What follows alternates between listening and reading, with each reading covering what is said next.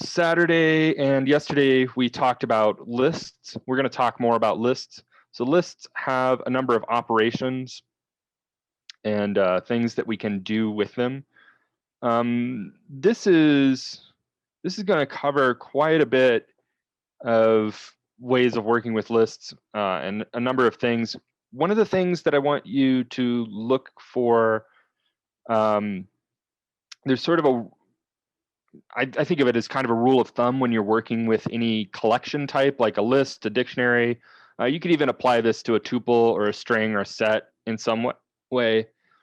And there may be various limitations with these rules, but it'll give you a good start. And this you can use this as sort of a rubric to when you're learning a new type. Maybe you're learning a new data structure from another library in Python, or you're learning data structures in another language. You can kind of use this as a checklist. So the checklist is, oops. Some of you might have heard of this in like full stack development, CRUD. If you're familiar with this from full stack development, this is sort of, I'm sort of reappropriating this idea from sort of database management stuff and like full stack app development and applying it on a much smaller sort of micro scale to just the types themselves. So CRUD stands for create, read, update, delete. So when we're going to talk about lists today, that's why I bring this up. When you're working with a new type, when you're learning a new type, think about how you do these things, right? So create can mean how to create. Let's do this. Create can mean how to create a new list, right? How to create a new element and add it into the list.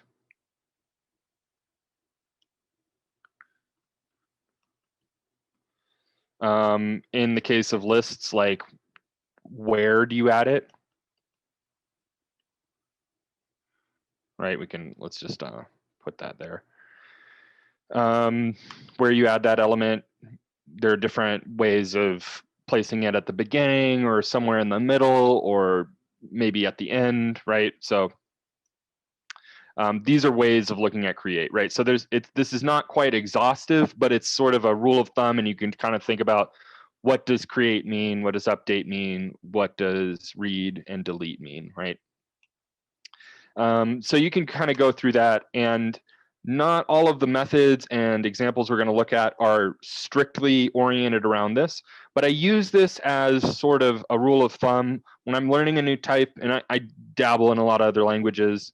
When I'm learning a new data type, one of the collection types from that language, I go through this and I think, how do I create elements? How do I read elements? Can I read elements? How do I update existing elements? How do I delete existing elements? Also, how do I create a new collection? How do I delete the whole collection? Can I do those things? How do I do those things, right? So I'll kind of point these out as they go, but for now, this is sort of your basic, well, your basis for like having an understanding and being able to manipulate, have full command over a given collection type.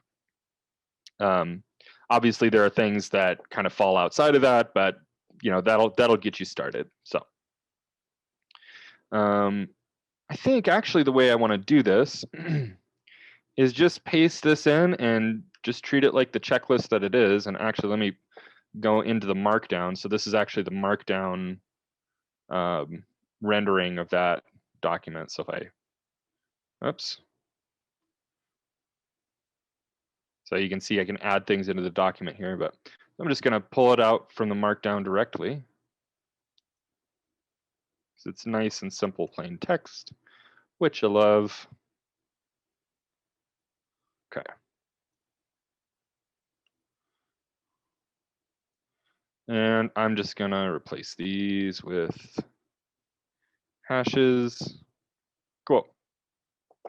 So we're gonna go over these. So appending allows you to add to the end, right? And if you know, like that's what to append means, to add to the end of something.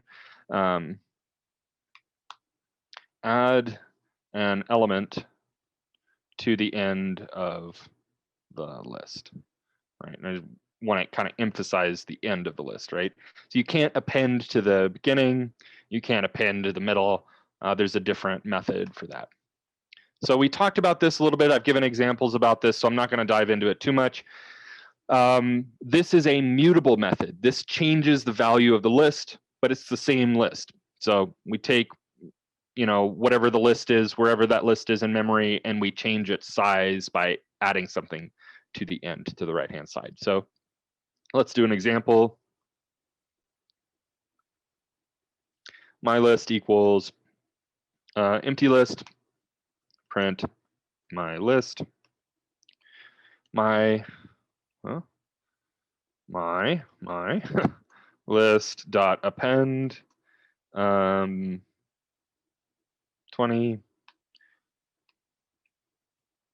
print my list. So we can see we're going to get an empty list, and then we're going to get a list with an object in it. Cool. Okay, extend. Now extend is kind of like append. So notice when we're looking at any new function or method, even operators, think about it in terms of, there's another acronym that I want to go over, IPO, input, process, output. IPO stands for input, process, output.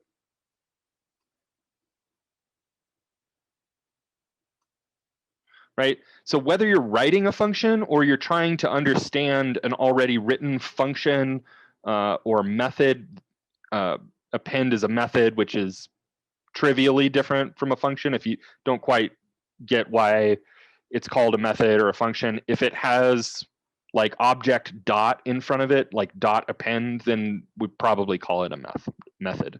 There are exceptions to that, although the nitty-gritty isn't really that important. So append is technically a method, but it's, you can think about it as trivially different from a function. So when you're understanding a new operator or a new function or a new method, you can understand it in terms of what is its inputs and what is its output and what is its process, right?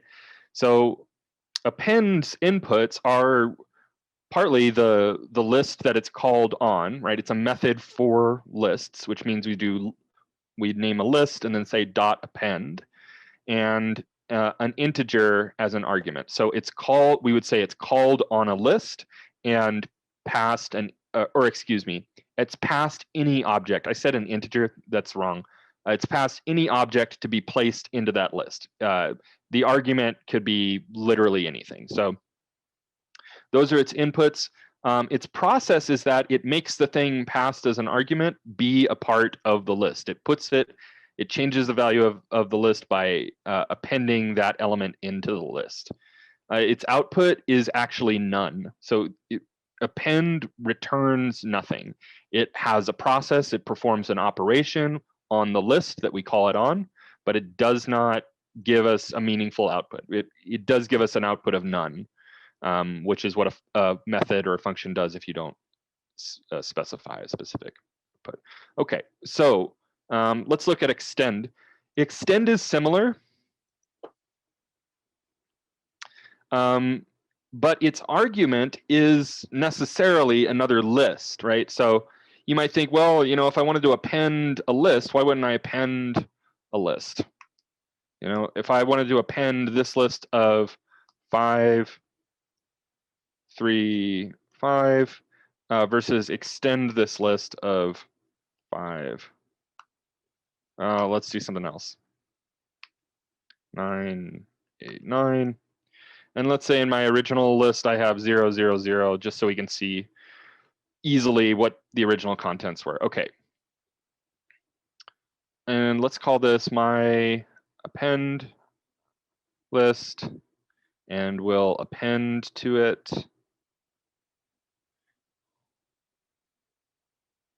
Oops. Okay. Not good. Append. Oops. And append. And then this will be, we'll have a my extend list as well.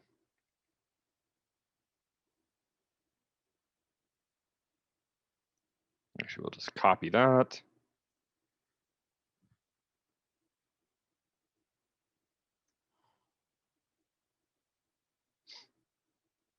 And we'll call this my,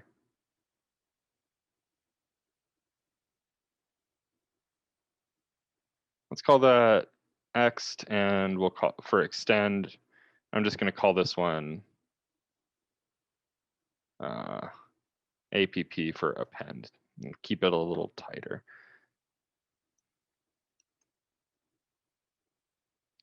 Let's do that there and that there. Okay, cool. So we have these two examples. So let's see the difference between them.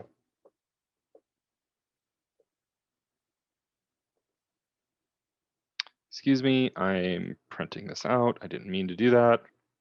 Apologies. Okay, so let's look at this first group. I initialize an empty list with 3 zeros in it, so we know what the original contents are. I print it out just so we can see that. Then I append a list to it with 535.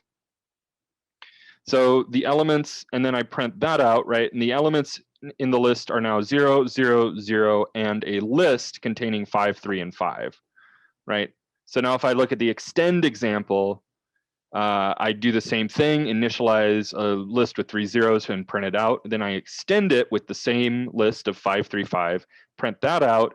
And now the elements in the my extend list are 0, 0, 0, 5, 3, 5, right? So notice how extend combines the two lists. So it takes the contents of the list we pass it, and it makes all of those contents contents in the new list rather than making the whole list one element in the new list. So so they both are mutable methods. They both alter the list that they are called on. They do not alter their inputs, and they both return none. You can think about extend as being useful for when you want to append multiple things into the list, and append is useful for when you want to append one thing into a list. If you want to put a list inside of another list, use append. So these are both good for adding one or multiple things onto the end of a list. Removing. Okay, so let's do, I'm just going to say list equals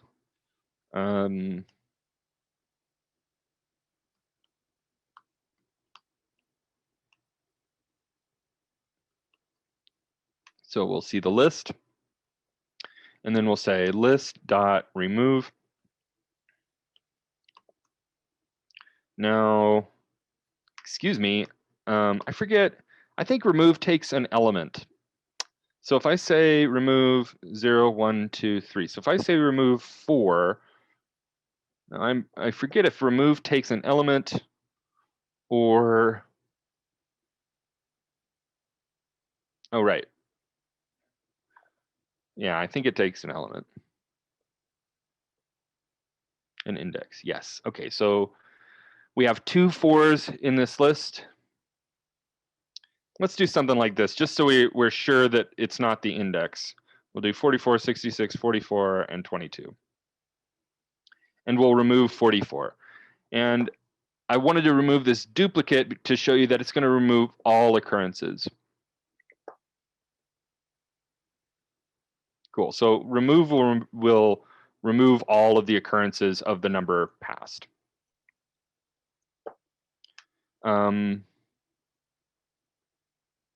Pop. Let's look at pop. And I actually, one second here. I forget if removes argument is optional. I don't think it is. Yeah, okay, so remove requires that argument. Okay, good. Had to satisfy that curiosity. Pop's argument is optional.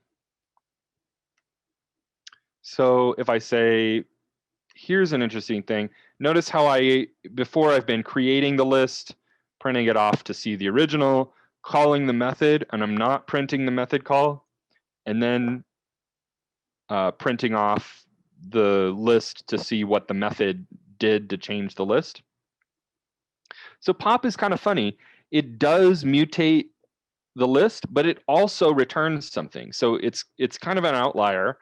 So if I say list.pop, and I'm just gonna call pop like this, and I'm gonna print it out. And let me actually print list too. So I'm initializing a list, printing it out, printing out the call to pop. Notice pop has no arguments. And then I'm printing out the list again to see what it changed.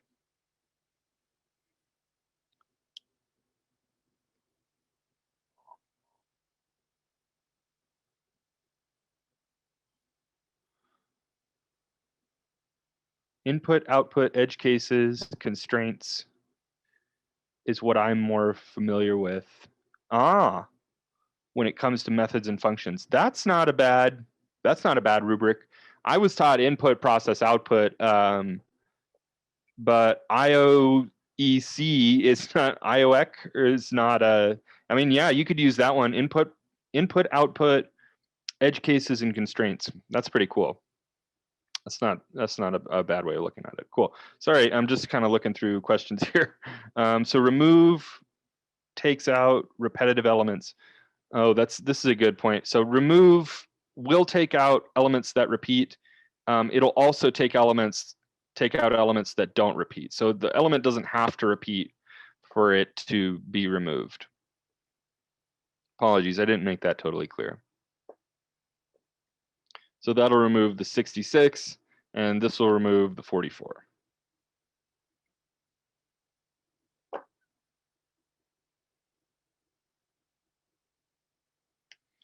Cool.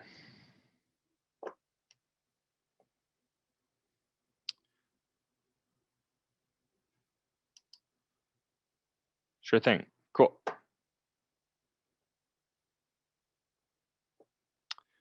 Only removed one occurrence.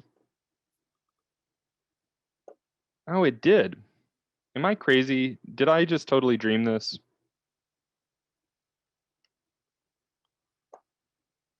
This might be my dyslexia getting the best of me. Apologies.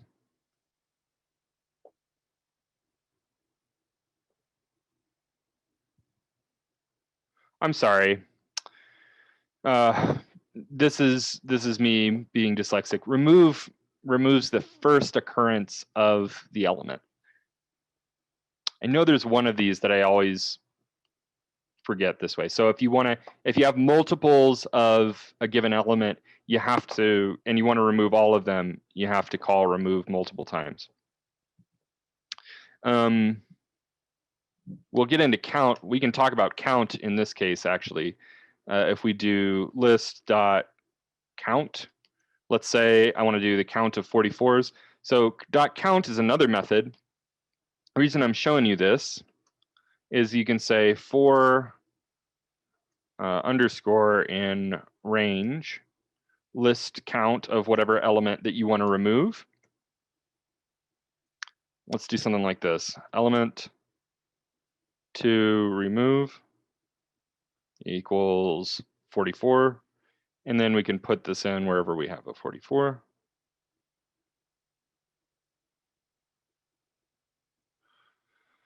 So count is going to be 2. So this is for blank in range 2. The reason for the blank, it doesn't do anything special. It just declares my intention not to use that. It's just me being clear that I'm not going to use that. And I just want to run this. I want to repeat this code as many times as there are whatever, the count of that element is, right? So I get the count of 44s, which is 2, pass that to range, which gives me an iterator of 2. You're going to give me 2 iterations, and I'll run remove that many times, right? So that'll remove all of those.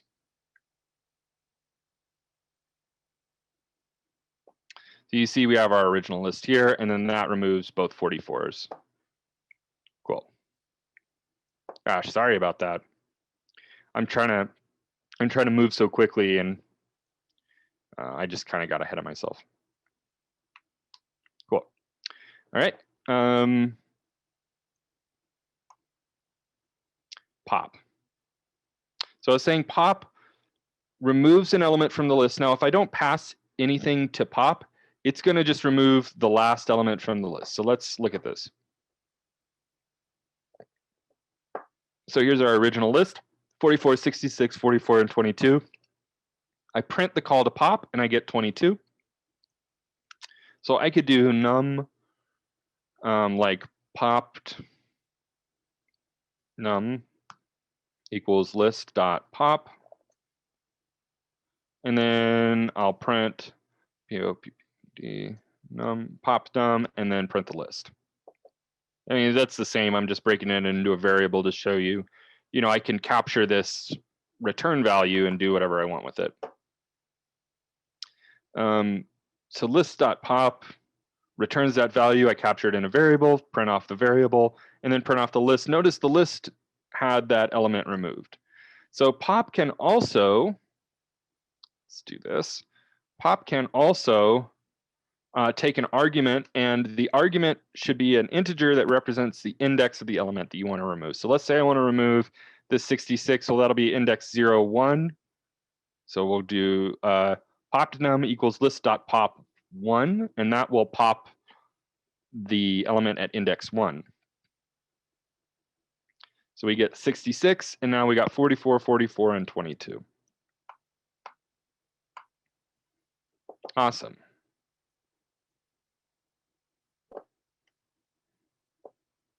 All right, len. So len, we're talking about lists today, but if we have a string or a tuple, which we haven't really talked about, but tuple is just like an immutable list. And let's also have a list.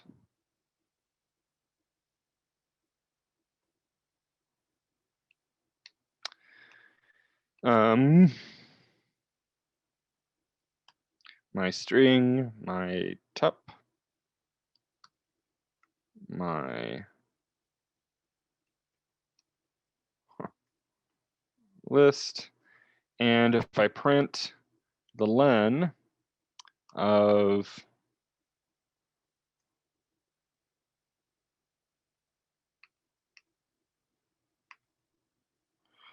so if I print the length of each of these, let's just check it out. So len takes in any data type that has a length. So strings and tuples and lists have lengths. I've had a number of people say, oh, well, an integer would have a length. So an integer is how a length is expressed, but we don't think of integers as having a length, right? So like the integer 12, like what's the length of 12? Well, 12 could express a length. Something could be length of length 12, could have 12 elements in it. But the length of the number 12, that's a little more subjective, right? So there's not a clear answer for that. So if we try to pass a number to len, like, well, 12, we're going to get an error. So this is what I mean about input and output. And regardless of like whatever rubric you use for understanding functions, I'm not gonna defend the IPO one to the death. You can think about this in a lot of different ways. But what I notice is more often than not, really the two that I really need are input and output, right? So we can think about len takes in something that has a length and gives out something, or gives out an integer that represents the length, right? However it does that, I'm not as concerned about. And if I'm just trying to understand how to use this function, you can just reduce that down to IO a lot of times. Not always, but a lot of times. So input is a list, a string, or tuple, and the output is an integer that represents the length. So a very useful function. Sum. So sum, the sum function takes in a list of numbers. Doesn't have to be integers, just any number, right? And it returns the sum of those numbers. So, oops, well, shot myself down to the bottom.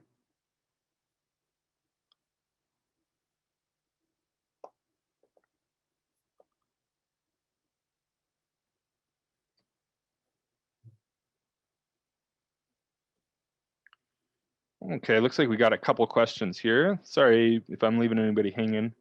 It only takes out the first 44 first index. What if I wanted to take out the second? Oh, if you're asking about remove, hopefully I answered that question with the for loop. If not, we can talk about that after class. Okay, good. Can the element be removed specified by its position in the list? So for this question, can't the element to be removed be specified by its position in the list? If you're asking about pop, yes. So if you know the element that you want to remove, you use remove. If you know the index of the element that you want to remove, you use pop.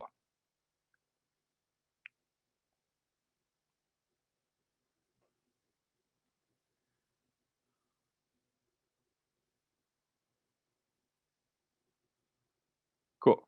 No worries, you're good. Appreciate the questions. Cool. I'm just trying to, I know I'm like hustling through. I appreciate the questions. It's nice to have them. I definitely want to take them. So sorry if I leave anybody hanging. All right, so let's just look at this real quick. Oh, well, I got to run it. I mean, I got to print it. We'll print that off.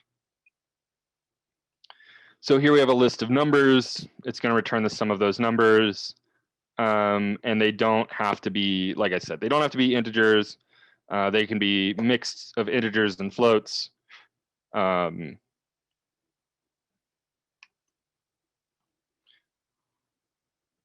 Right, so len is going to give us an integer back, so we can even pass that, and it'll make that a 2, because the length of the string 44 is 2. All right, so there's a silly example, but that's sum. Hopefully that's clear.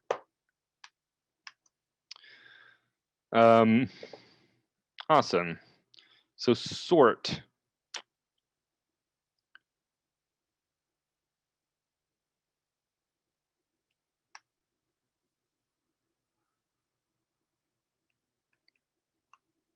I'm going to tell you, I mean,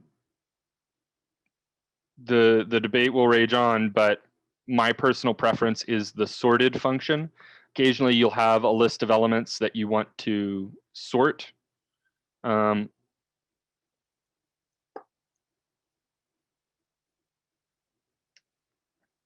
Sorted doesn't mutate the list. So if I print sorted, sorted is a function. And I know some people have said, well, it's hard to remember which one's a function, whether sort is a function and sorted is a method, or sorted is the function and sort is the method. I mean, if you try to use one and you get an error, then you'll know it's the other one, right? So if I tried to use sort, kind of getting a little ahead of myself, but sort is a method, and we'll talk about that in a second. If I try to use sort like that, it's going to give me an error because sort is not a function. So I know, okay, right, it's sorted, that's the function, and then sort is the method. Okay, so notice it's just going to arrange the numbers in ascending order from lowest to greatest, right? 22, 44, 44, and 66.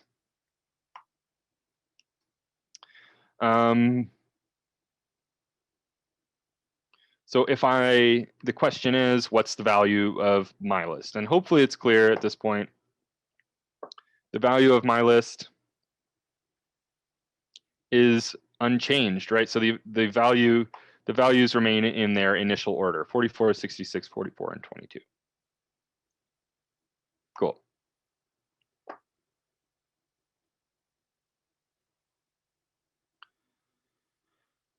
Okay, dot sort has different behavior. So if I print off mylist.sort, oh, what is wrong with me? Sort, there we go.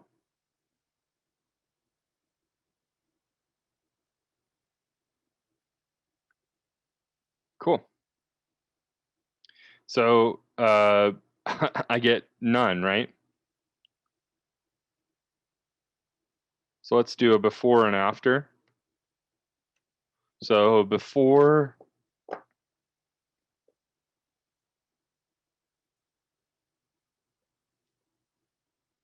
(44, 66, 44, and 22, then the actual call to sort gives us none, and the new value of the list is sorted. So sort changes the list to be in its sorted form.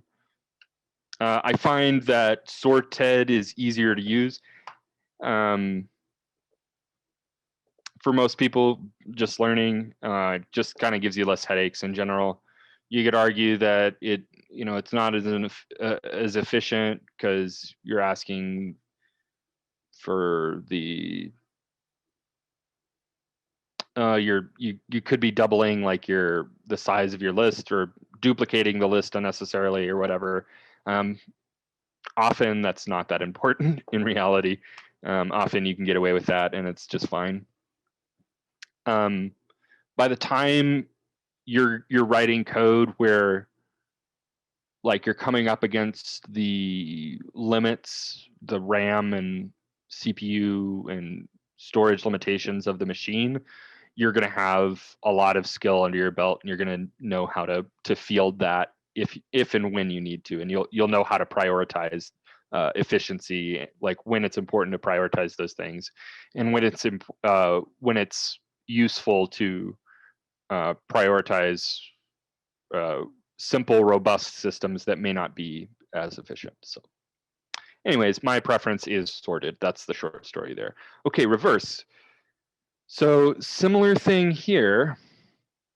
So let's do something with reverse. So there's a few different ways to do reverse. The way I usually do a reversed list, well, here I'll show you the function way here. Reversed. So again, past tense, like the function sorted is past tense, and the function reversed is past tense, reversed. Yeah, so let's print this off. So before, during, and after. Okay, so here's our before and after, just what we expect, didn't alter the list, but unlike sorted and unlike a lot of functions, reverse doesn't return something that is as digestible. So this gives us a reversed iterator object, which allows us to iterate through a list backwards. Usually when you're reversing a list, you're doing that in order to iterate through it from right to left rather than from left to right. So this is slightly more efficient. If you're just putting it in a for loop, you can just use this and it'll allow you to iterate through it backwards. If you actually want a list of the reversed version of the list, you can cast reversed as a list. It was like a tongue twister. You can cast reversed as a list. It's confusing. All right. So 44, 66, 44, and 22 turns into 22, 44, 66, and 44, and then back into its original form.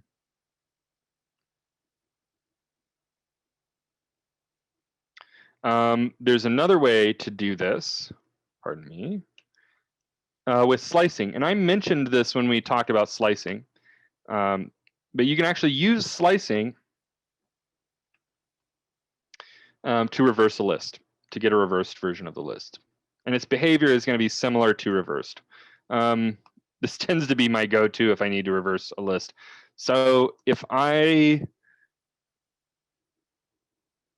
we remember, there are these three sections here, right? There's where we want to start. So if I put a number here, this is the index to start at.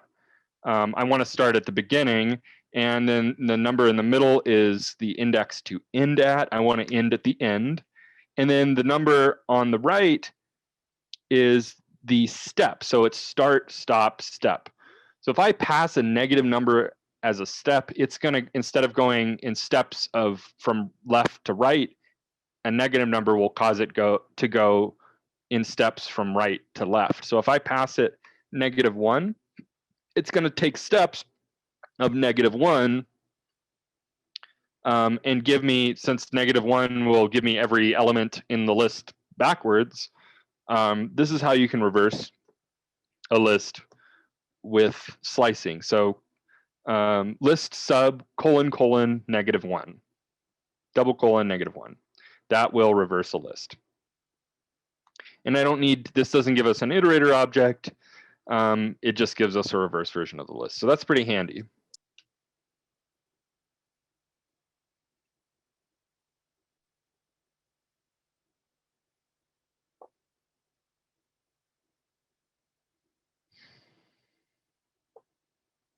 Okay. So the reverse method, let's try this out. The reverse method,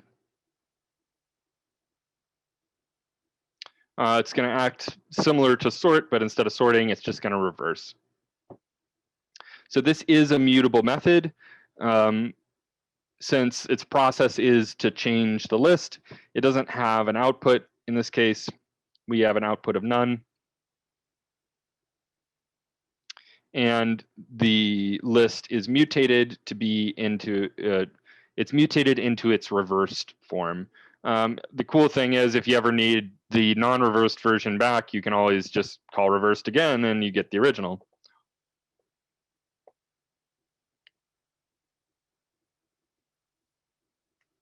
Cool.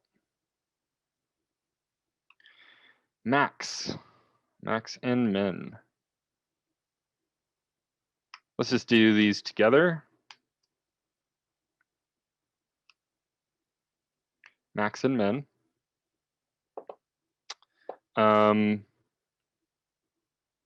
It's going to print, so max and min will take a list of numeric values, floats or strings.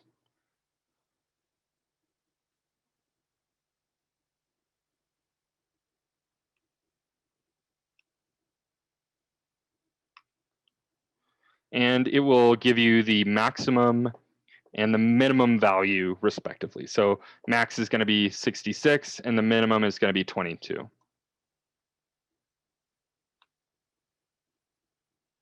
Count, we talked about count. I mentioned it briefly.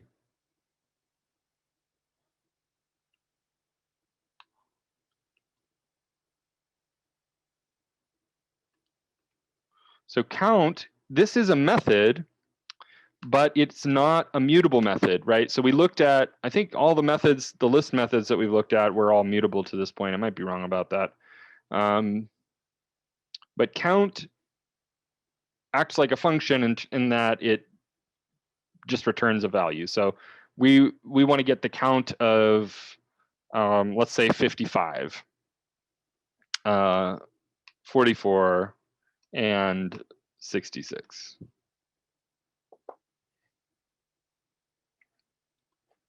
So my list.count55 is 0 because there are no elements 55 in the list. My list.count44 is 2 because there are 2 instances of 44 in the list. My list.count66 is 1 because there's 1 instance of 66 in the list. The inputs, you don't need a list of numbers for this. You could have hello. Oops. And we could count hello in here.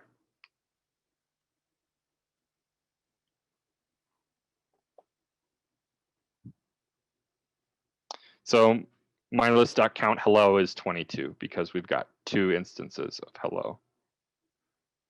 That's pretty useful. You want to know how many times something occurs in a list. You know, some synonyms are how many times does that occur, or what's the frequency at which this thing appears in this data set, right? Count is really useful for all that. So there's a concept of, let's cover any and all together. So any and all give back a Boolean value. And there's this concept that I haven't really touched on about truthiness and falsiness. So let's cover truthiness and falsy. Salsy? Falsy. So values in Python and a lot of other languages can sort of implicitly be treated as Boolean values in certain scenarios. So if I say if 5 print hello, is this going to work? Am I going to get an error? Tell me what you think. I'll look at questions here. Can min and max be used on strings and bools? I don't think so. I don't think you can use them on strings and bools. I think they require a list of numbers and a list of numeric values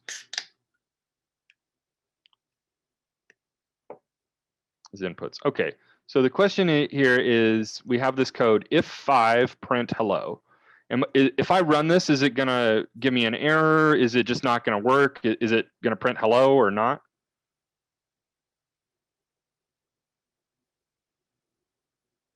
It'll print hello. Yeah, it'll work. Okay, now y'all got me curious if I can use min and max on strings. Okay, let's just try this out. So if I print max, so there's a couple ways that I could think to possibly interpret this question. Can I use it on a list of strings? So if I say hello and hi, let's try that. I believe this is going to be an error. Okay, so max will work on a list of strings. Yeah, okay, that works. Evidently the output here is high, which is kind of surprising. Whatever's happening here is not obvious to me. So yeah, you can always try it out like that. Yep, cool. That will work. Okay, so this idea of truthiness or falsiness. So this 5 can be treated as a truthy value, even though it's not explicitly true or false. So with numbers, values are truthy if they're not 0. A float of, if I cast, let's print the bool of a float of 0.00003, this is going to be truthy because this is not 0.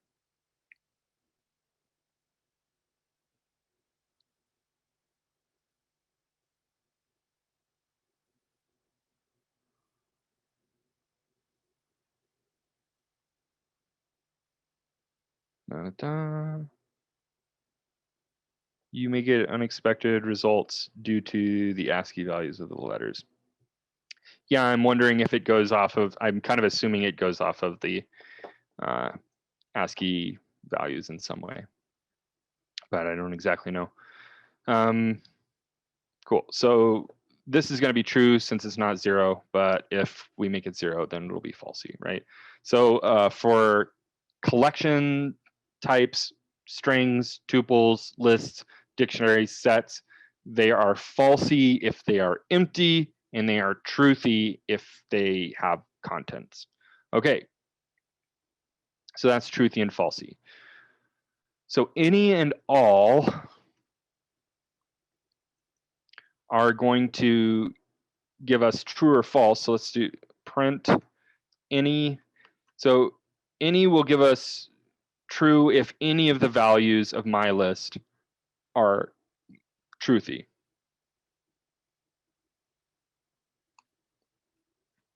All will give us true only if all of the values are truthy.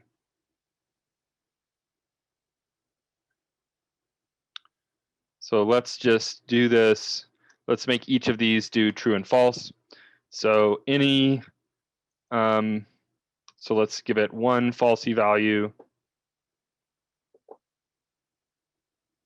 And then let's give it all falsy values. And then let's do the same for all.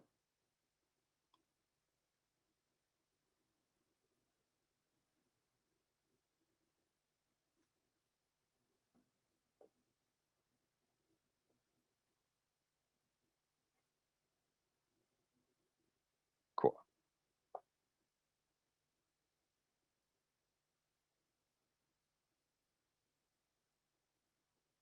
So true, true, false, true, false, false. So let's just do this. We'll take a note here. True, false. Cool. Enumerate. Enumerate's job really pertains to loops, to for loops specifically. So imagine you have a question and it involves looping through the elements in a list, and somewhere it mentions something that makes you think, well, I might need access to the indices of this list as well. As soon as you have that thought, you should think of enumerate immediately. That's the tool you need. So if I have, let's have, where's my list? Here we go. My list for IDX and L for element in, I'll call it LM. It's a little better. So for index and element in my list, oops, excuse me, enumerate my list.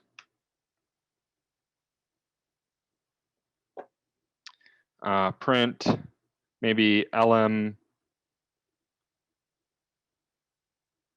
times IDX or something. I don't know.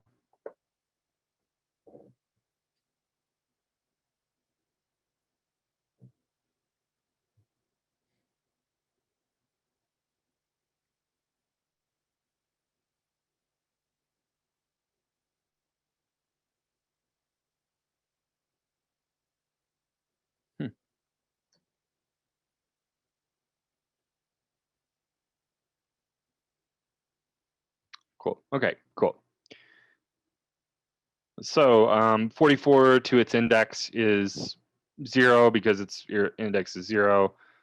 66 to the first is, or times, excuse me, 66 times 1 is 66.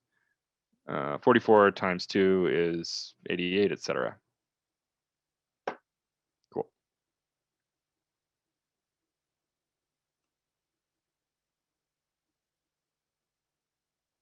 I read it all the way down there. Okay. Parallel lists. Similar, I think about this as going to with enumerate. So let's actually call this zip, because zip is the name of the function, but it has to do with parallel lists. So let's say I have names. I'll have a list of names.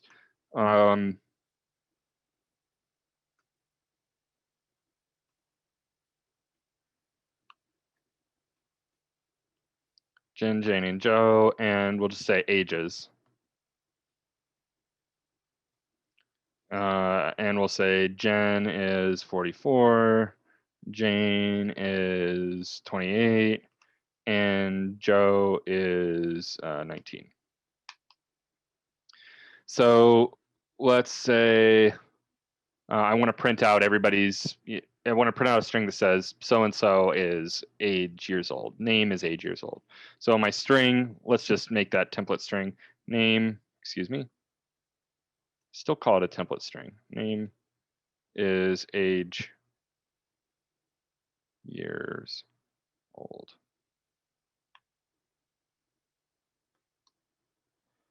And we'll print that off. But I don't have anything called name and age yet. So I can iterate through both of these lists at the same time. Surely this is a thought that you'll have at some point. How do I iterate through both of these things at the same time? The answer is zip. So we'll say for name, age, in zip. Now, since name is first, I'm going to pass the names list first and ages list second, since I have them in this order, right? So, you know, the first identifier is going to apply to the elements in the first position of zip. The second identifier will apply to the elements in the second position of zip. This works with two lists. Let's say, I don't know, cities, and like these are cities that they live in. So Jen lives in Denver. Jane lives in Seattle, and Joe lives in Austin. Or they're from there or something. So name is age years old. They're from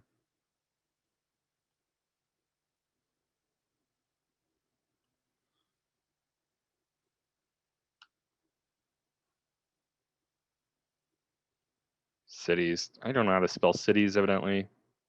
Gosh, okay. Dyslexia is a lot of fun.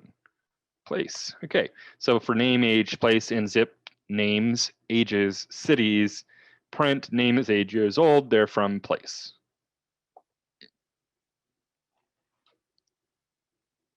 So Jen is 44, they're from Denver. Jane is 28, they're from Seattle. Joe is 19, they're from Austin. Cool.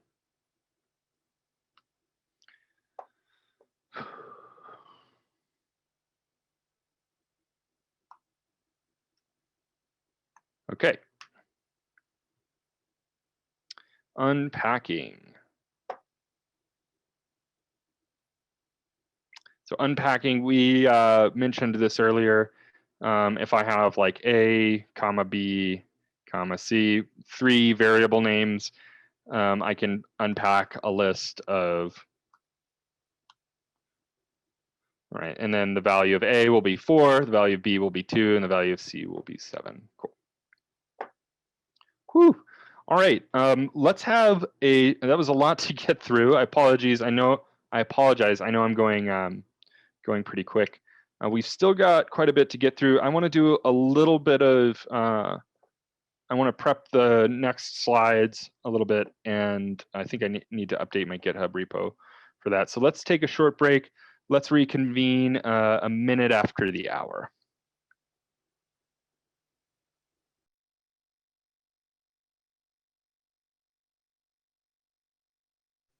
Cool, go ahead and paste in what you've got. Great, keep those coming in, and we'll get back.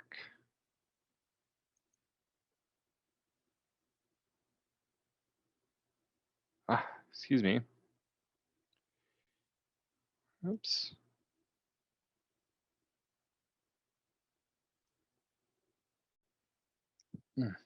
Apologies.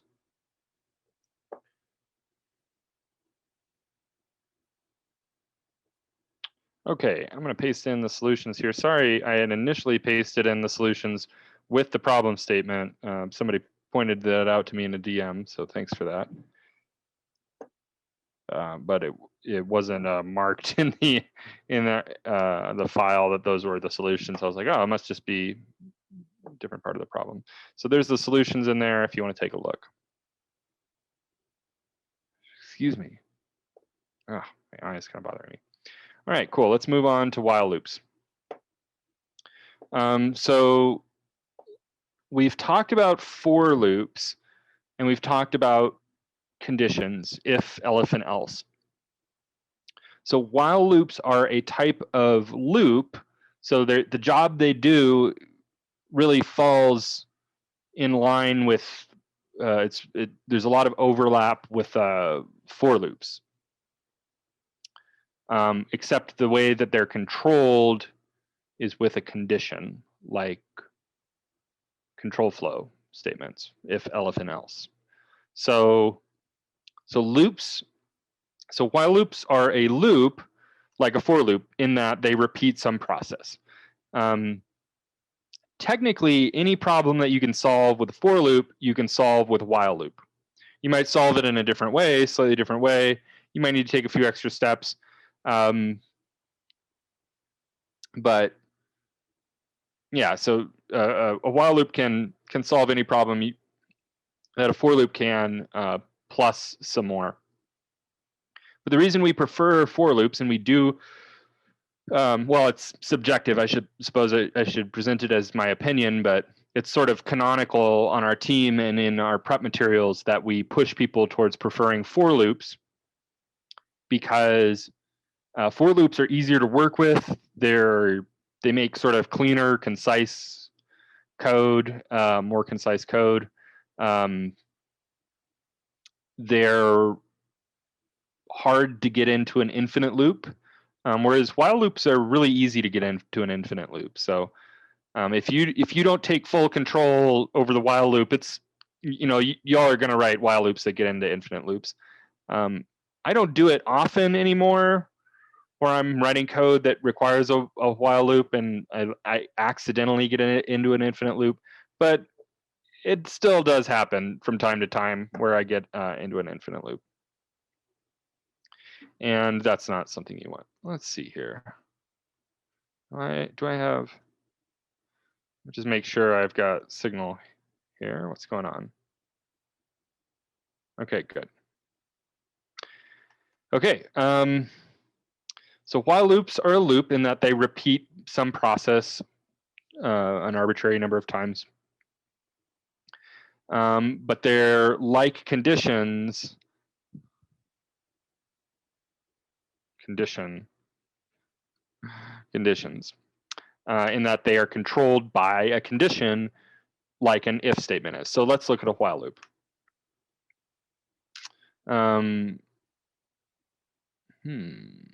What would be a good example? So let's just say I equals 0, and we'll do n equals 10. And we'll say while I is less than n, I plus equals 1. So we want to change the value of I. It'll be different from what it was next time the while loop is checked. And then let's just print I. Okay. So if I run this,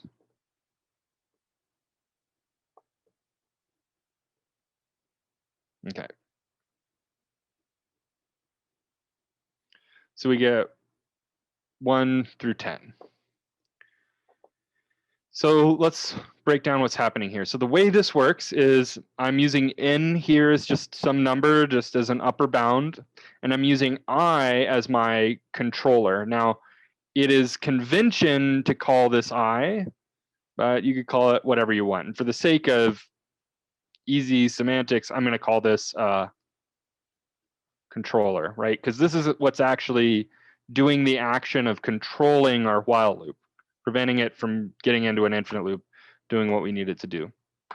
So I have n equals 10, controller equals 0. While controller is less than 10, controller plus equals 1, right? So what happens here is it checks this condition. If the condition is true, it executes the body of code, which is what an if statement does. That is exactly the description of an if statement. The difference is the description of an if statement ends there, whereas a while, once it gets to the end of the code block of the body of its code, it goes back up and it checks the condition again. And it sees, is controller still less than n? Well, in the code we made controller be one more than it currently was, right? So controller was 0, then it was 1, and then we print it out. Then is 1 less than 10? 1 is less than 10, that's true, so it's going to say controller plus equals 1, controller will equal 2, print out 2, then is 2 less than 10, 2 is less than 10, then controller is 3, 3 is less than 10, then controller is 4, 4 is less than 10, then controller is 5, etc. Right? So this is just a simple counter while loop. So not all while loops will be controlled in the same way. There, you have to kind of you have to play it by ear a little bit. This is not quite an axiom of all sweeping truth. However, if you control a while loop in this conventional way,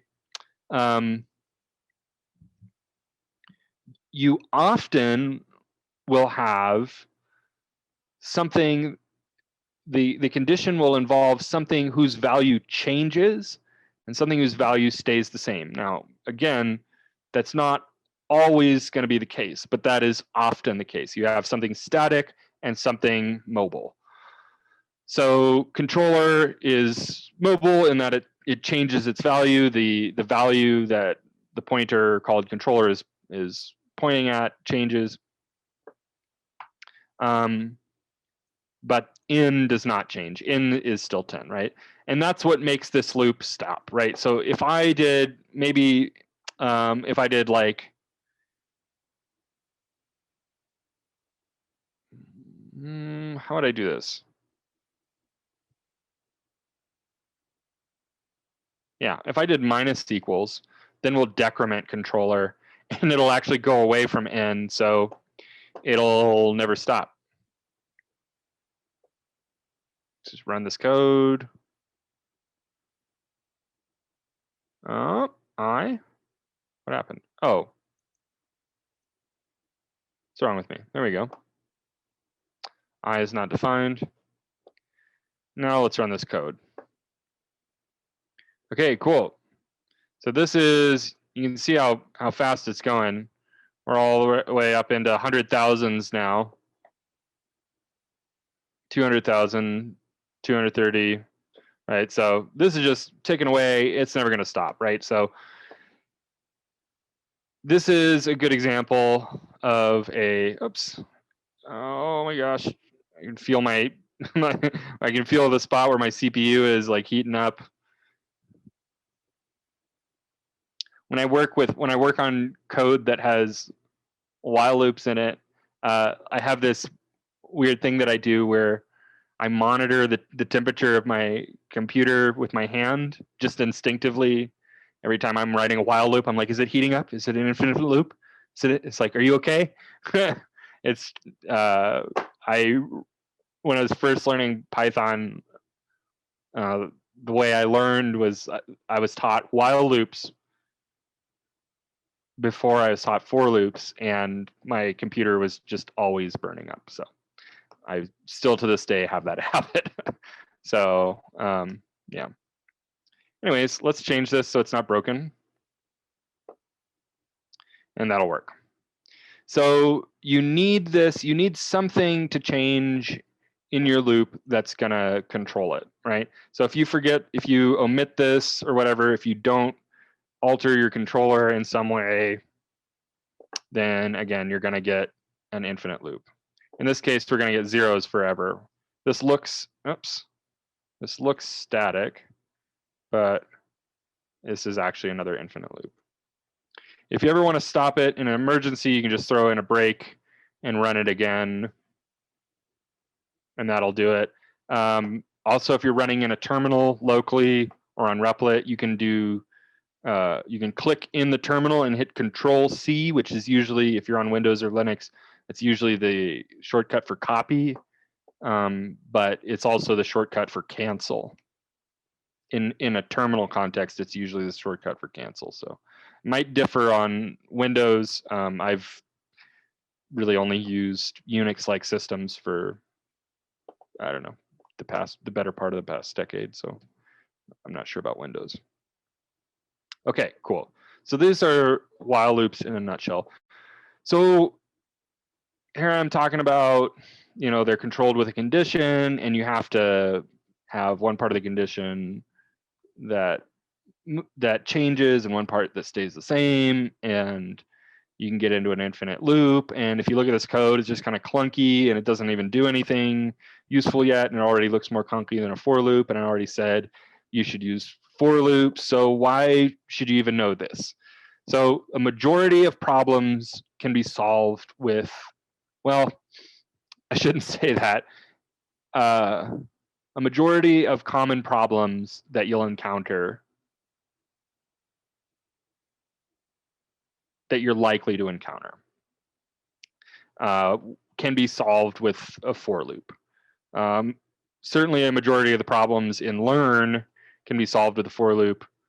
And I would say most tasks and projects, even that involve complex algorithms, are still gonna be able to be solved with for loops. So most of the time you can get away with using for loops. So the question is, when do you need to use a while loop? When can't you use a for loop?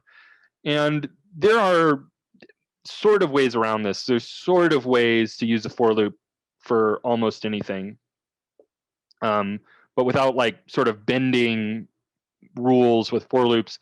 The rule of thumb here is that while loops are necessary when you don't know how many iterations you will need to execute before the first iteration. Okay, so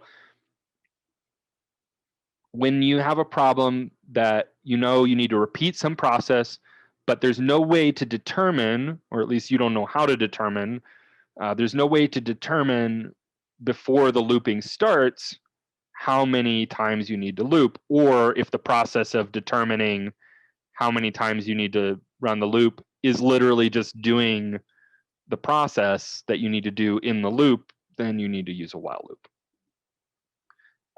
For any problem that you have a known number of iterations before the first iteration, you can use a for loop or a while loop, actually. But you can use a for loop, so why wouldn't you?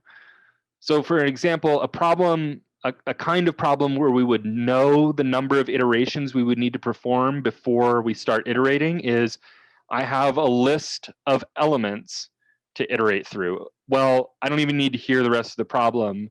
It's already a list. A list in Python does not have an infinite size. It's not, like you could conceive of something that maybe grows and whatever, but we don't think of it that way, right? So a list has a fixed finite size. It may be huge. You could have a list with 1 million elements in it, but it's still finite, right? So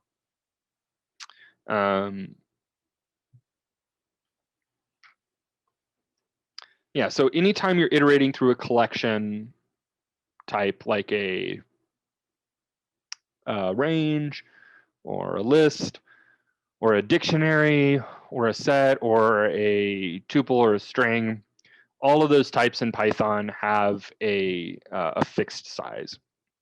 So you can use a for loop for those. But an example of when you might want to use a while loop is, well, we wrote an isPrime function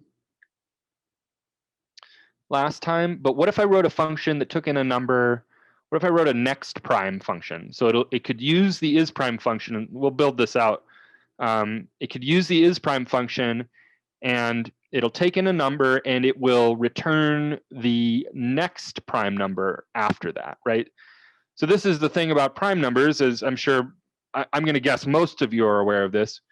Prime numbers don't have a discernible, there's no known discernible pattern to that predicts primes, right? They occur in an irrational series. So from any given point, unless you just have a list of the prime numbers that that just has the next prime number on it, at any given point, to determine which prime number comes after whichever number you're on takes an unknown amount of numbers to check, right? So we don't know how many numbers we would need to check starting from any given number. We might check 2 or 3 or 4 or 5 or 6 numbers and find a prime number pretty quickly, or we might have to check like 100 or so numbers before we find a prime number. They're grouped in little randomly sized little groups, and then there's big spaces or whatever. So I don't know if there's like a known maximum distance between prime numbers or anything. So if it's less than 100, you know, forgive me if you know that, whatever. But yeah, so let's actually build this. So let's actually build something that requires a while loop. Actually, I'll just do this. So first of all, let's do our isPrime function. So first, let's start with a test. I'll say for I in range 0 to, we'll just do 15. I'm doing 16, but it's going to include 15 and not 16. And then I'll print I, comma, isPrime I. And I like I said, I encourage you to code this out with me. And we'll say def isPrime takes in if n is less than 2. If n is less than 2, then we'll return false. Otherwise, we'll say for I in range n, 2 to n, and we won't include n itself.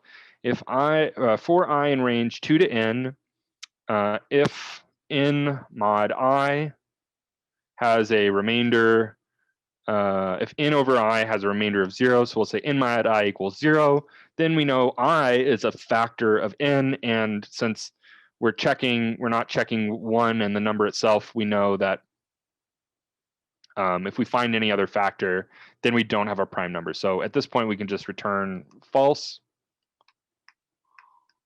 Otherwise, we'll just return true. Otherwise, meaning not if and else in this case, but if we make it all the way through this loop without returning false, then we just want to return true because then we know we have a prime number.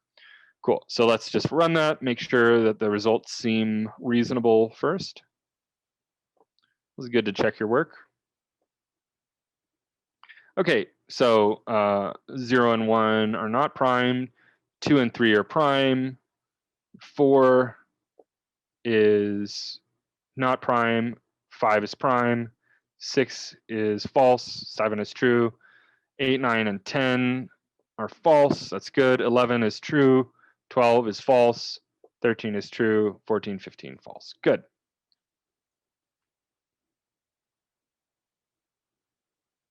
All right, so now let's do something else. So if let me get a longer list of primes. We'll start at 16 and go up to 50.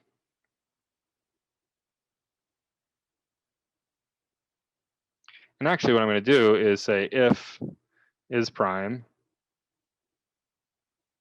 I print I. We'll just do this. So this will just give me a short list of primes within the range 16 to 50. And I'm going to use these to test our other function. Okay.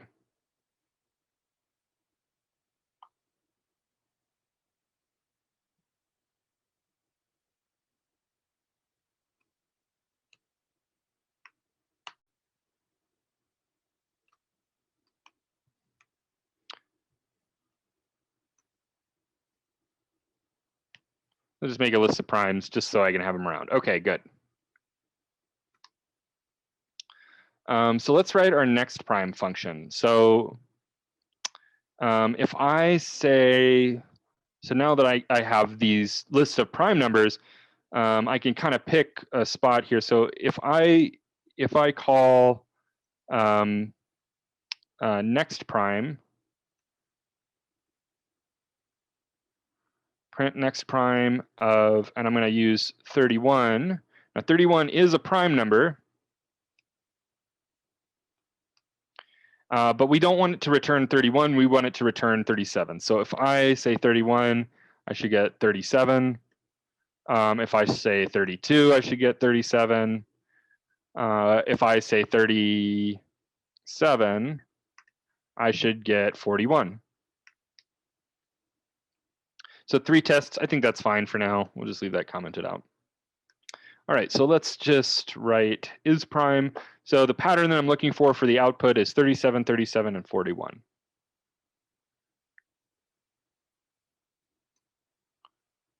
Next prime takes in n. So remember, this is all in the context of while loops. This is a problem that a while loop is more suited to solving than a for loop, because I can't determine, the range of numbers that I need to check. I could choose like an arbitrarily high range and use a for loop, but I'm not really like respecting the terms of the problem. I'm just sort of hacking it at that point. So since we don't know what range we need to iterate through, we'll use a while loop. And I'll say while, so while not is prime,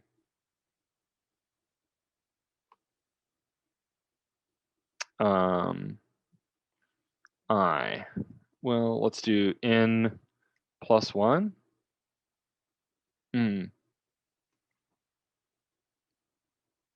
Let's just do this. I equals n plus 1, and we'll do I here. Okay. Then we'll say I plus equals 1. That'll go through. So while not is prime, so while I is not prime, plus equals 1. And then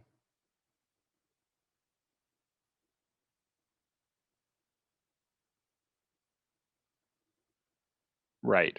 So if is prime is false,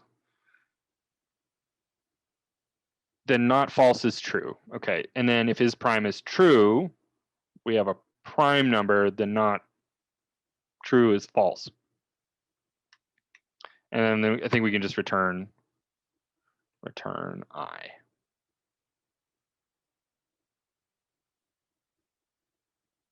Minus 1. Ugh.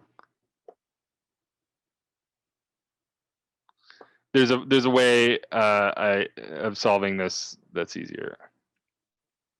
Okay, so I don't need a minus 1 here.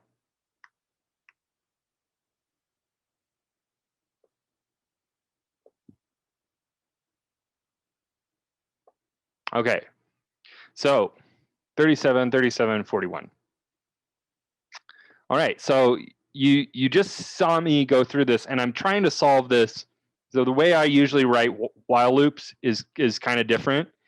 And I'm going to say full disclosure, this is my personal preference, and I think it's easier, and I think this is better, and I'll make my case for this.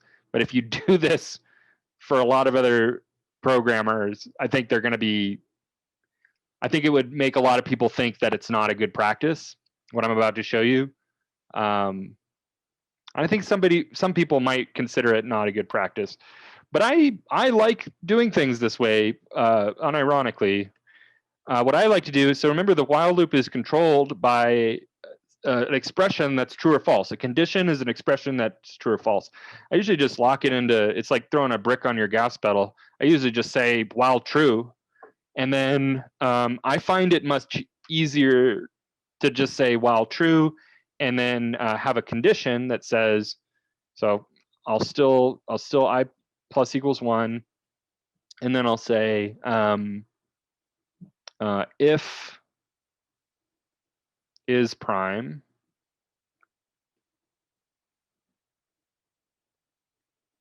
excuse me, let me copy this. let me go back so we can compare and contrast these solutions. So if is prime, okay, so this is my new solution. I'll just ignore that. Okay, if is prime I, break. So we can break there.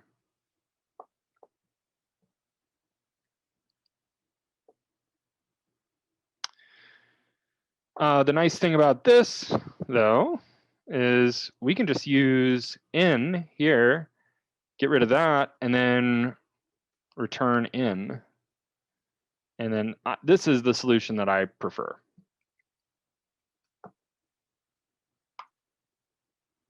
To me, this might look funky. I don't know, but to me, this solution is easier to think about. But it puts a different kind of burden on you in thinking about a while loop. And I'm not going to say, like, I'm not going to say one way is better than another. I will say I prefer this way. And it will probably scare some people. Like if you show this, if you get used to doing things this way, you may scare other developers, because I think a lot of people will see this while true and they'll be like, you're going to get into an infinite loop. To me, whenever I write a while loop, I'm like, it's your job, no matter how you write it, it's your job to control it and supply a break condition. This way is being explicit, like, yeah, we're going to execute the program logic and we'll have the break condition in there, right? So this gives you sort of even more control over the while loop. You can do things this way if you want. You can do things the conventional way if you want. But I just want to offer this as an alternative. Another reason that I find this easier is if we look at this condition is the opposite condition of this, right? And you even saw me, I've gone through this problem I don't know how many times, and I still have to like rack my brain to go like, okay, while not is prime. So if we have a prime number, it's true, which is false, which means the loop stops, right? So and it's like, it's not that bad, but you kind of have to think about it. And this is not that complicated of a problem, right? This condition is not even that complicated. Perhaps it's because I'm dyslexic and I don't know if this is just something that I struggle with, but I do see other people struggle with this kind of thing from time to time, like figuring out exactly what the condition is. Whatever this condition is, you can think about it as your failure condition, right? So it's like saying while I don't have what I want, it's like if I said I stop shopping. Okay, if I go to the grocery store and I keep shopping while I don't have all the items on my grocery store list. If I gave you a list, I said, hey, would you go to the grocery store and keep shopping if you don't have all the items on the grocery store list? You'd look at me and you'd be like, can you rephrase that? That's a ridiculous way of thinking about that, right? But if I said, once you have all the items on the list, go check out and leave the store. That's a much easier to think about. So it's kind of weird. The condition in a while loop checks the case under which you do not have what you're looking for yet. If you do while true and you check with just a regular if, you can check the success case, which is generally much, much easier to think about. So in this case, I can say, well, if the number is prime, then just return in. And return is a de facto break, right? I could break here and then return, but since I have the return immediately after the break, I can just return, because since when the function encounters a return, it just stops executing code. It'll just stop that loop right in the middle of its tracks. So this makes you think about recursion. Yeah. So we're not going to get into recursion. It's a lot of fun. Someday you shall graduate into the depths of recursive logic, and it shall be glorious and confusing, but recursion is the iterator that is even more powerful than while loops.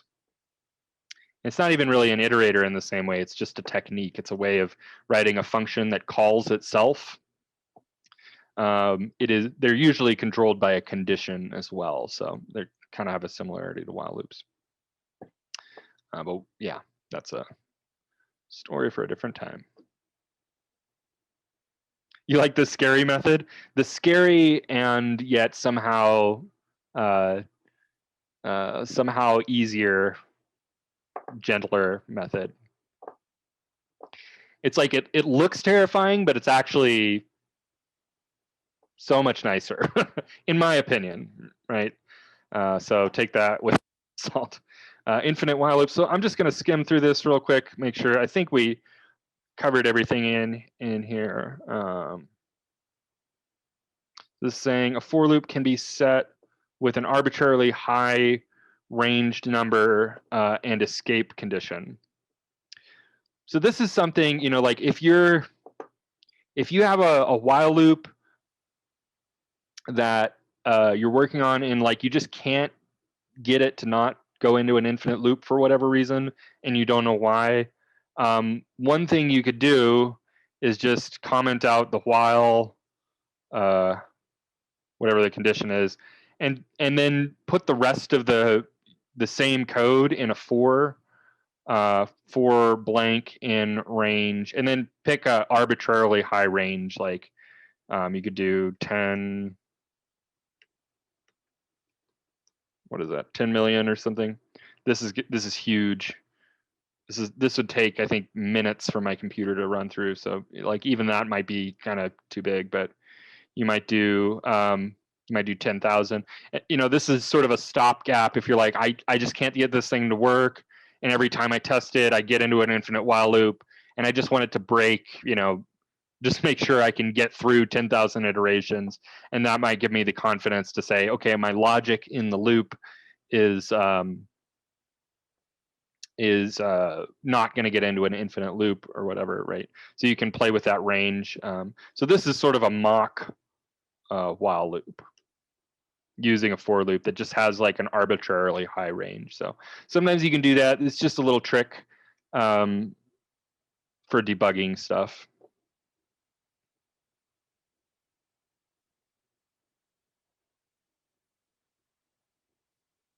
Open-ended problems is a description of what I was saying about when you don't know what your upper bound is. You don't know how many times you need to iterate, i.e., finding the next prime number is an open-ended problem, because given a number, you can't say how many numbers you have to check before you find the next prime number. You can't say how many numbers there are, you know, between that and the next prime number, unless you just know, which means you did this at some point. So the process of doing it is the process of finding out how many numbers there were.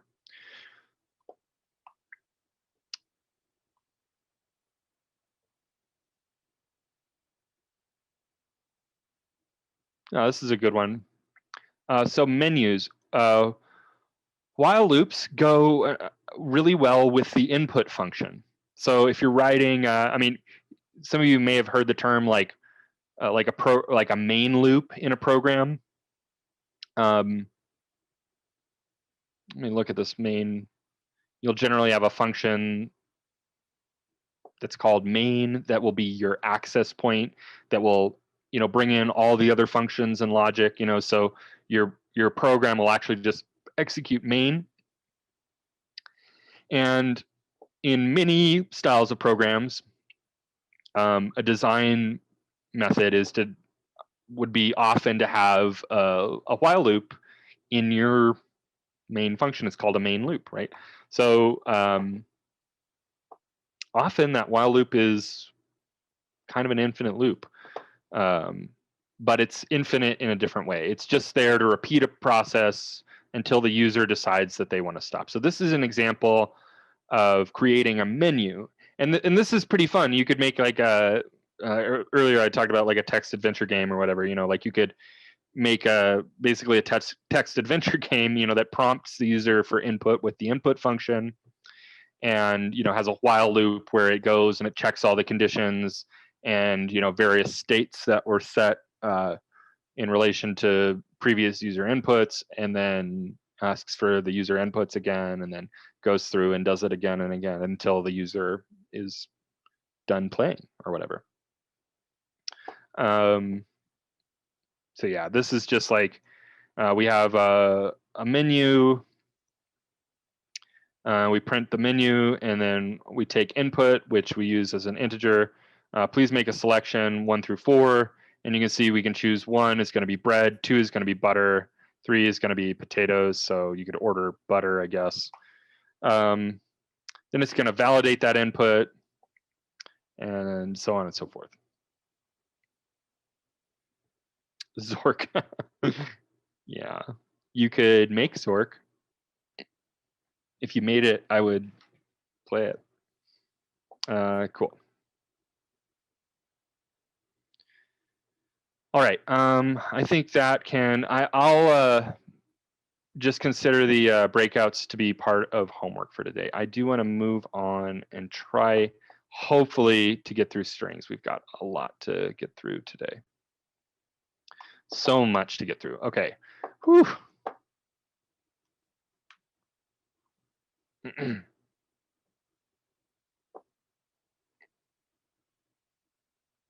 So we've talked about strings. Hopefully this will go quickly.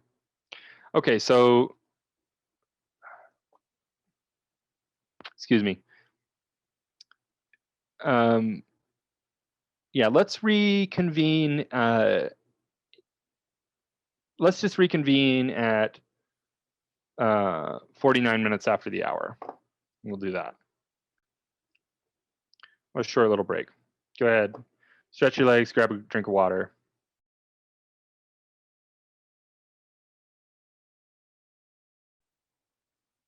Cool. All right. So I just went through and just took some notes. We're going to try to just get through this really quick. So strings are immutable. We've gone over the concept of mutability versus immutability. What this means is that strings have no methods that will change their value. So a little bit later, we'll look at the replace if we have time. There's a method called replace, and that makes it sound like it's going to change the value of the string. It doesn't. Strings are immutable. Nothing can alter the value of the string itself. You can, however, do transforms, which will give you different versions of the strings, which themselves are just a different actual string in your memory. So that's something that's important to remember, that strings are immutable. There are a few operators so we can concatenate strings. So let's say if I print hello plus world, I'm concatenating these two strings together. Sometimes I'll say I'm adding them together. The technically correct term is concatenating. When you have two strings or two lists and you add them together, we use the plus operator. It intuitively feels like adding the two together, but we call it concatenation because it's actually a pretty different process than adding two numbers. So it is technically a different operation. So that's concatenation. So if I concatenate hello space and world, I'm going to get hello world. There we go. Casting to and from. So just about any type can be cast to a string. So if I have, I'm going to just print this out. We'll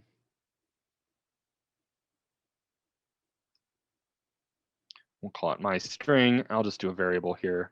My string equals stir. So there's a built-in function called stir. So if I have a number 53 and I cast it as a string, we're going to get a string of 53. And we know I can prove that this is a string and not a number because if I try to, let's say I try to divide 53 by 4, I'm going to get an error that says unsupported operands for slash between string and int. So it doesn't know how to divide a string by an integer. Has no idea how to do that. Because that is not the number 54. Those are the characters. Excuse me. That's not the number 53. It's the characters 5, 3. So Python sees that as the characters of 53, not the number 53. So there are times when that can be really useful to convert a number when you're concerned with its characters, the actual digits, to convert it to a string. We could do this with a float as well, 3.4. We could do it with a Boolean.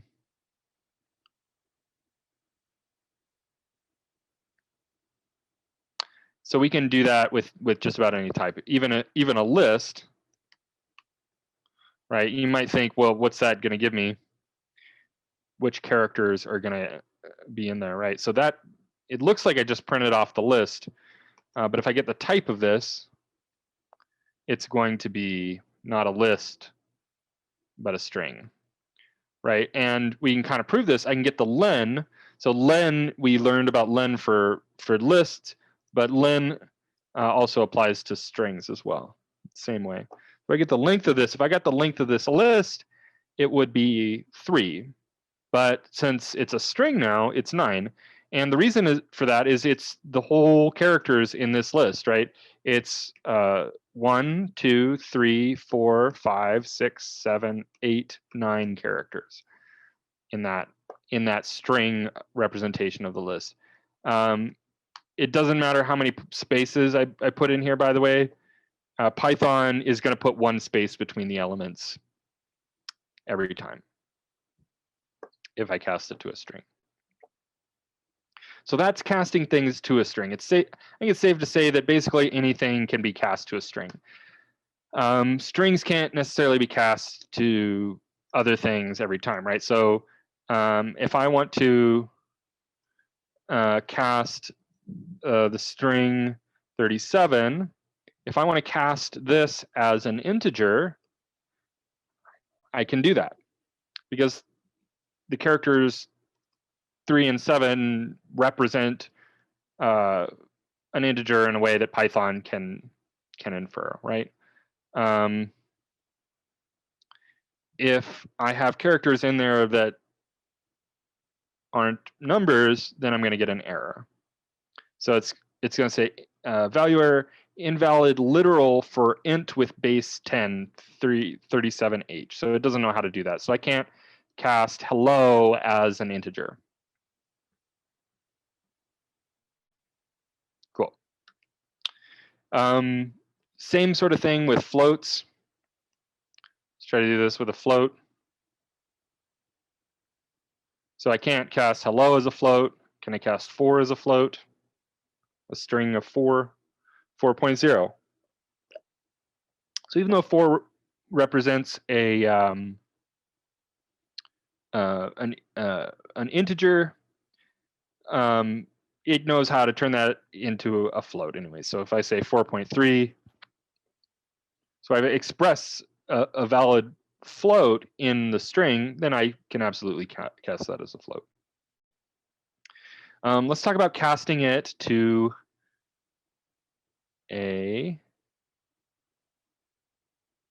well, we'll talk about that in a second. We'll talk about list, because casting strings to lists and lists to strings is a little funky, and there's some extra things going on there. Here's a few things that are exactly the same as what we learned for lists, right? So strings support indexing and slicing, except instead of getting list elements, you get characters, right? So you can slice the characters by their index in a string, and the slicing obeys exactly the same rules as it would with a list. So if I have a string of hello and I want to get this hello sub 1 is going to be that E. If I want to get ELL, it'll be : : we'll do 1, 2, 3, 4. We go up to 4. Cool. So that'll give me a slice. Well, I didn't print it out, but you know what I'm saying. So slicing and indexing works exactly the same. You can enumerate, still really works in the context of a for loop. You can enumerate the characters of a string instead of the elements of a list. I should put zip in here too, because you can do that there too. But remember that you're going to get each element in the string is just a different single character, right? You may or may not want that. There's times when you do and times when you don't. Len gives you the length of the string as demonstrated above. If I count, let's say I have print hello, and I want to count hello, I'll have 2 hellos.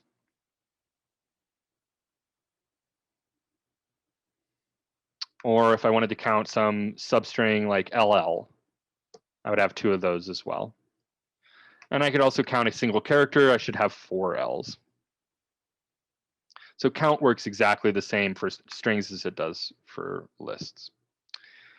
Case transforms. So strings, obviously this is pretty relevant to languages and English and languages that have capital and lowercase letters and have different cases. But we have obviously upper and lowercase characters, and we can kind of play with that a little bit. So if I have my string equals, hey there, I can get a lowercase version of this by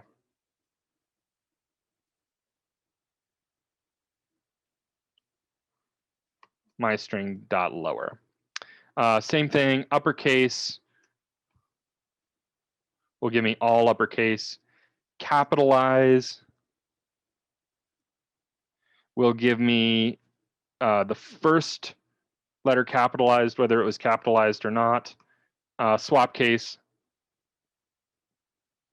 will change the lowers to uppers and the uppers to lowers.